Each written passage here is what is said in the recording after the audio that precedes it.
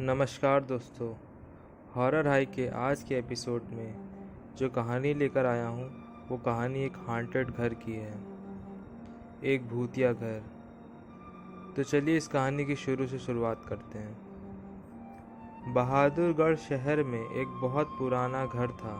सभी लोग उस घर को भूतिया और अदृश्य ताकतों का घर बताते थे, क्योंकि जो भी वहाँ रहने आता था उसकी बहुत अजीब कारणों से मृत्यु हो जाती थी। इसलिए कोई भी शख्स उस घर को खरीदने के लिए तैयार नहीं था।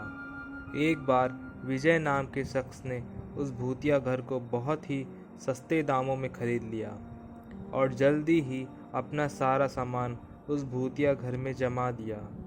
वह अपने बेटे मोनू के साथ उस भूतिया घर में रहने लगा। घर में शिफ्ट होने के 1-2 दिन में ही विजय को अपने आसपास अजीबोगरीब घटनाएं महसूस होने लगी। पहले तो वह इसे नज़रअंदाज करता रहा, लेकिन जब उसको घर में किसी के होने का एहसास होने लगा तो वह सतर्क हो गया। एक दिन मोनू दौड़ता हुआ विजय के पास आया और बोला कि वॉशरूम में पानी आना अचानक बंद हो गया है और वहाँ सफ़ेद कपड़ों में एक औरत है। इतना कहकर मोनू चुप हो गया और विजय की ओर उंगली से इशारा करते हुए कहने लगा, पापा, वही औरत आपके पीछे भी खड़ी है।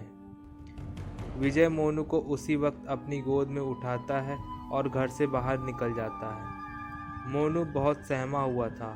विजय उसके डर को भगाने के लिए उसे एक कुत्ता खरीद कर दे देता है। विजय और मोनू कुत्ते को लेकर वापस घर आ जाते हैं। एक रात बहुत तेज़ बारिश हो रही थी। तभी अचानक घर में बिजली चली जाती है। विजय ने घर की एक खिड़की से बाहर देखा तो आसपास के सभी घरों में बिजली थी, बस एक उन्हीं के घर में बिजली नहीं आ रही थी। तो उसे लगा कि पावर सप्लाई में कुछ गड़बड़ी हो गई होगी। इतने में ही विजय को मोनू की ज़ोर से चिल्लाने की आवाज़ सुनाई दी। विजय टॉर्च के साथ मोनू के पास भाग कर जाता है। मोनू को घर में फिर से वही औरत नज़र आती है। मोनू को सहमा देखकर विजय उसे अपने साथ ही बिजली ठीक करने के लिए पावर हाउस में ले जाता है और इनका कुत्ता भी इधर उधर देखकर ज़ोर ज़ोर से भौंकने लगता है। विजय को एहसास होता है कि कोई उनका पीछा कर रहा है। जब विजय पावर हाउस का दरवाज़ा खोलता है तो उसके सामने एक लाश पड़ी दिखाई देती है। लाश को देखकर मोनू डर से चिल्लाने लगता है। विजय मोनू को लेकर तुरंत दरवाज़ा बंद कर घर से बाहर भागने की कोशिश करता है। बाहर निकलते समय अचानक ही विजय के पांव दरवाजे के पास बनी सीढ़ियों में फंस जाते हैं। विजय बहुत कोशिश करता है पर उसका पांव बाहर ही नहीं निकलता। मोनू भी विजय को बाहर खींचने की कोशिश करता है, लेकिन बहुत प्रयास करने पर भी विजय बाहर नहीं निकलता है। कोई ना उपाय होने पर मोनू अपने कुत्ते के साथ घर के अंदर वापस चला जाता है और दरवाज़ा अपने आप ही बंद हो जाता है। विजय भी 15 मिनट तक अपने पाँव को बाहर निकालने की कोशिश करता है और अंत में सफल हो ही जाता है। विजय दौड़ता हुआ घर के अंदर चला जाता है और चारों ओर मोनू की तलाश करने लगता है, लेकिन उसे मोनू और कुत्ता दोनों ही नहीं मिलते।